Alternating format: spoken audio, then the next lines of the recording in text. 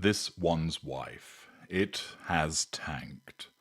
Hello, I'm H.G. Tudor.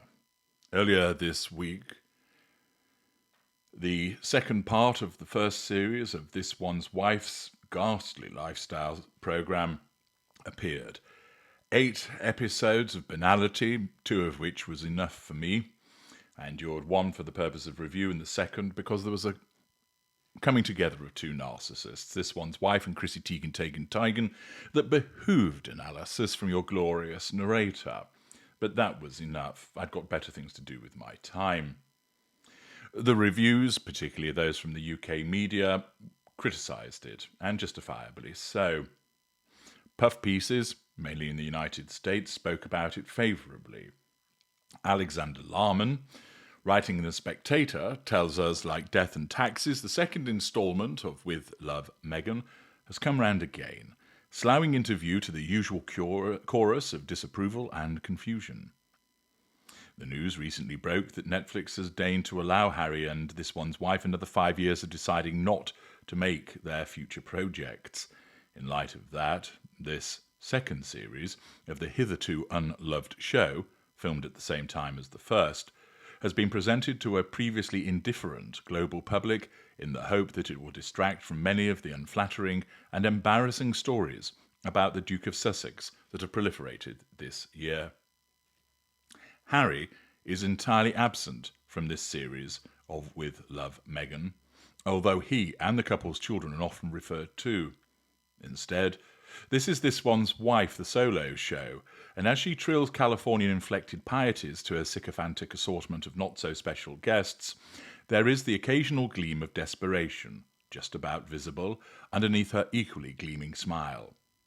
It is fair to say that the many attempts to launch her as a solo star via television, podcasts, and of course her as-ever product range have not been as successful as she, and those with a vested interest in her earning power, might have wished.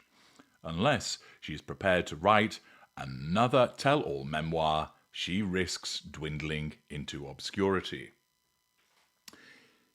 The portents don't look good for her, do they? Which is as we anticipated, as a consequence of the fact that while she's very good at garnering headlines, she's not very good at translating that into anything which is tangible monetarily or in terms of turning around her lack of popularity.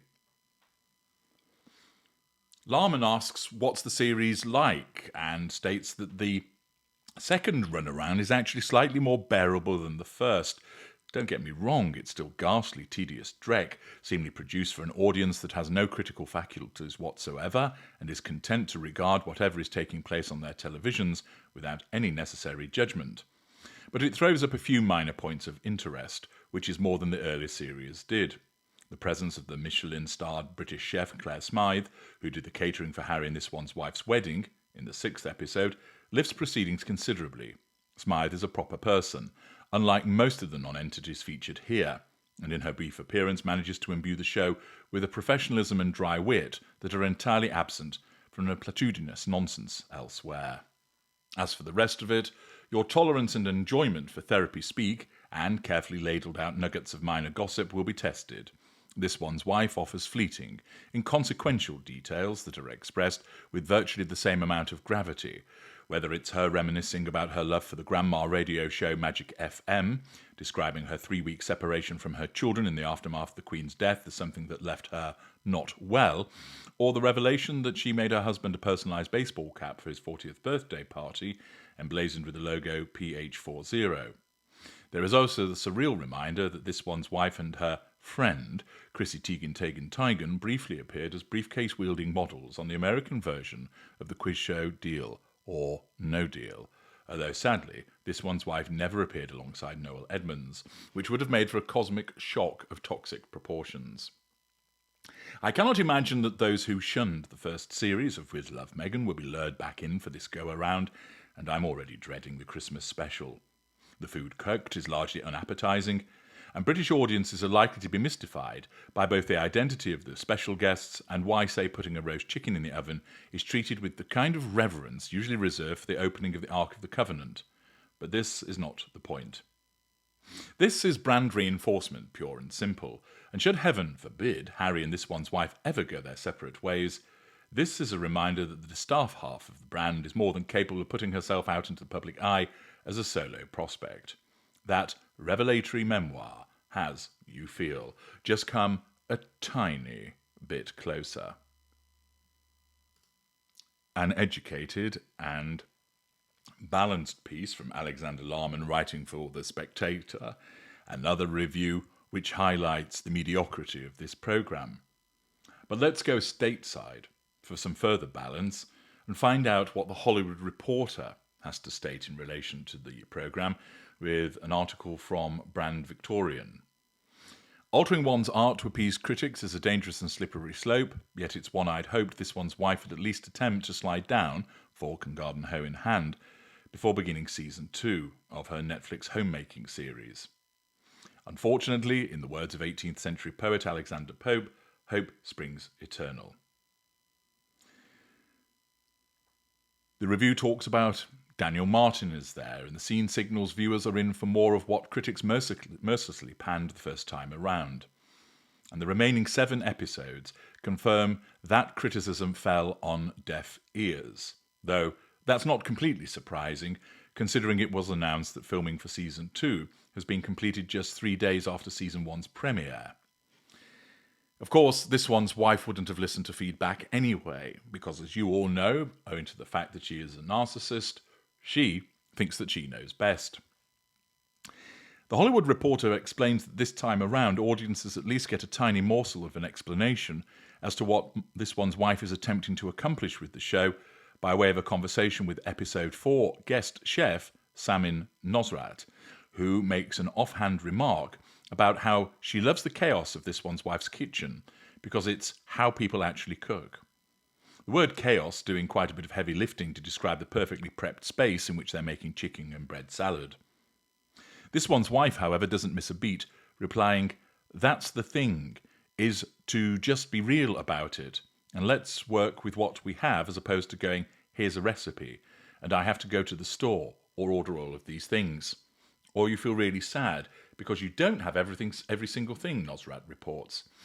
As genuine as that concern likely is for this one's wife and a handful of her viewers, the actual real thing, once again demonstrating, of course, that this one's wife is deluded, is that the average American home doesn't have the chicories Chef Nosrat noticed in the kitchen that made her eyes light up at the thought of making Zuni Cafe's famed salad, much less a well-maintained garden from which they can whimsically pick an assortment of flowers for an afternoon bouquet-making arts and crafts session, as took place in Episode 1, or organic vegetables for the fresh green juice with which she greets Chef Claire Smythe, who designed her wedding menu in Episode 6. Nor do I think anyone who has the patience to sit through each 45-minute episode feels sad about that. In fact, I'd wager audiences wouldn't mind this one's wife slyly reminding us how broke we are through her lavish California country living.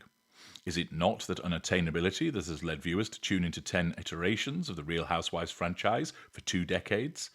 But rather than fully lean into her reality, it's as though this one's wife is trying to occupy the space of the middle class that we as a society know no longer exists, and she wouldn't be a part of anyway, making the twice failed attempt at relatability in the series all the more painful to watch again.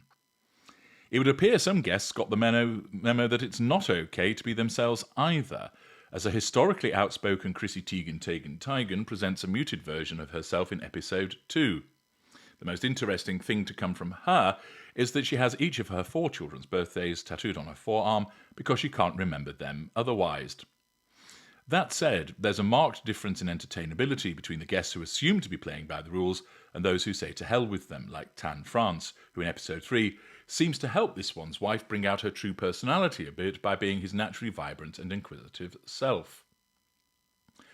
Overall, the review, there are a few more paragraphs of it, basically demonstrate that she is unrelatable, but that the show lacks an engaging draw on richness and entertainment, and the safe conversations barely surpass small talk. Essentially, the conclusion from The Hollywood Reporter is that season 2, or as I would say, part 2 of season 1 of With Love, Meghan, is as sour as the first. So 2 reviews, both sides of the pond, both criticising it, demonstrating the major problem with it.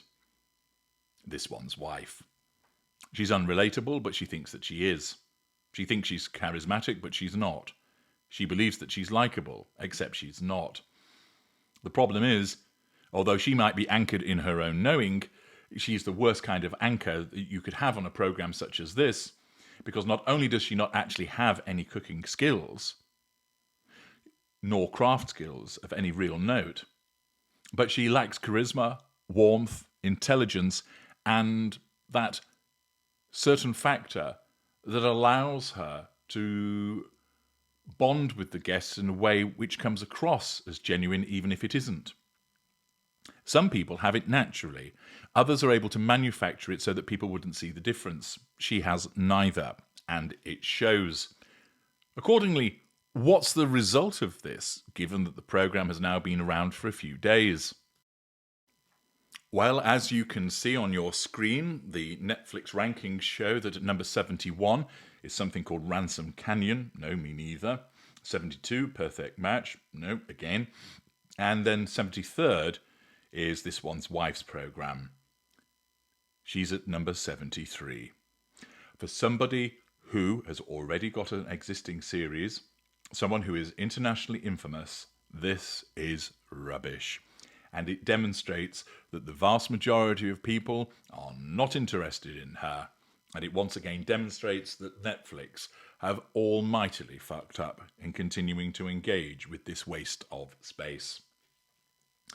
Coming 73rd, so soon after the launch of the programme, which naturally has been overshadowed by events such as Taylor Swift's engagement, is hugely problematic for a narcissist such as This One's Wife, because she believes everybody should be watching it, everybody should be admiring her, everybody should be praising her, and it should be number 1, or at least in the top 10.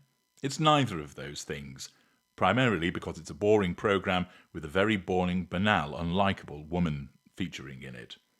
The consequence is, it comes at 73. And with all of these things, the proof is in the viewership. This time around, it doesn't even look like the grudge viewing has propelled it forward, people staying away from it. And that is the outcome for her. Number 73. A miserable outcome, but entirely deserved. It's quite clear it has tanked. And if Netflix have any sense, they will not greenlight anything to do with her ever again. Having tanked so soon after its release, and one doesn't see that it's going to go racing up the rankings, why would it? Who's going to be interested in it? The fact is, this poses a problem for her.